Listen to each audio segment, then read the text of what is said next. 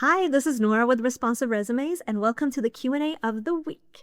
All right, let's get started right away. So we have the first question, which is, should I have numbers on my resume? And yes, you should have numbers if it's relevant to your field. So let's say, for example, you're in the sales field. It's going to be important to have numbers just to reflect things in sales that are important. The recruiter wants to know the KPIs, what kind of revenue that you generated for the company. But the most important thing is to remember that when you add numbers to a resume, once the recruiter takes a look at the resume, it draws the eyes to the actual content.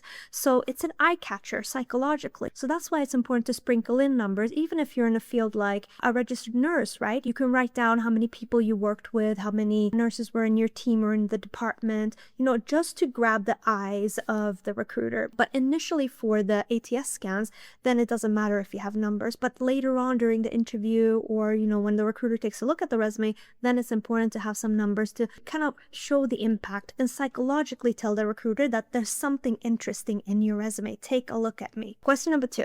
How do I know what keywords the recruiters are looking for? Well, you have to remember this. When a recruiter programs the ATS filters for the keywords, usually they use the job posting. So what that means for you is that if you take a look at the job posting and look at the buzzwords and things that repeat in the job posting, you can take those buzzwords and add them into your resume. That way, your resume is optimized for that role.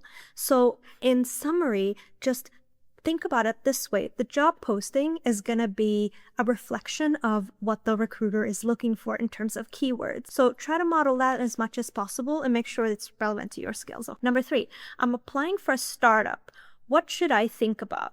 Well, startups usually want someone that can be very adaptable. Why? Because a startup is something that is starting up. And when you start up, it requires a lot of flexibility. It requires someone that can work many hours and take on many different hats and roles, right? So the more diversity you show in your resume as someone that applies for a startup, the better.